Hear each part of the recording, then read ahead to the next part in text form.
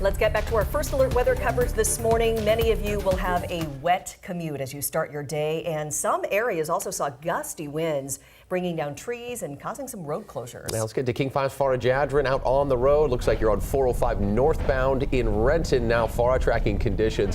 What's it like out there so far?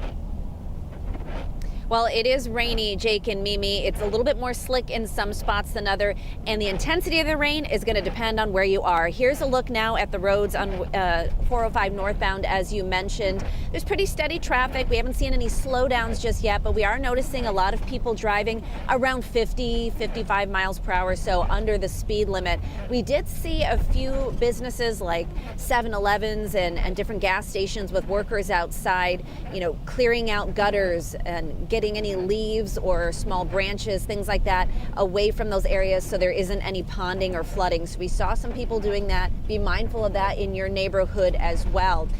We've been tracking ferry conditions this morning, and I saw an alert come in just before 5 o'clock this morning that says there's going to be some cancellations for the Port Townsend-Coopville route. And again, these high winds in some areas, again on the water, it's going to be higher. That could impact those ferry routes. So if you use the ferry this morning or plan to, check your route to make sure there aren't any delays or cancellations. Back out here, again, just steady rain, slick roads. Give yourself probably 10 minutes or so to get out on the roads a little bit earlier. Give yourself plenty of space between the cars around you as much as you can. Just take it slow, get into work or get to school safe, wherever it is you need to go.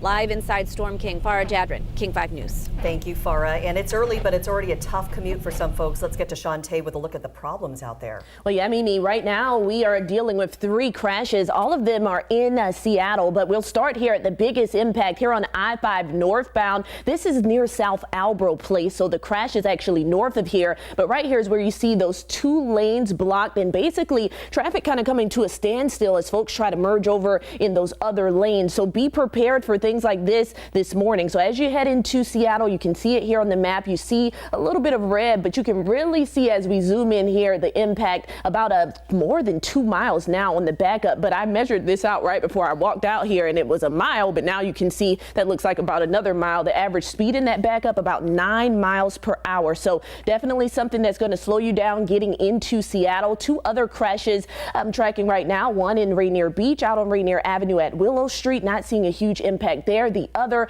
out in West Seattle near Lander Street and 16th Avenue. So 3 crashes already at 5:09. It's likely going to be a rough morning commute, but let's look at some drive times. Tacoma to Seattle already 44 minutes, 21 minutes from South Center to Bellevue, 35 minutes if you're making that trip from Puyallup to Renton. We'll check back in on I-5 in Seattle coming up.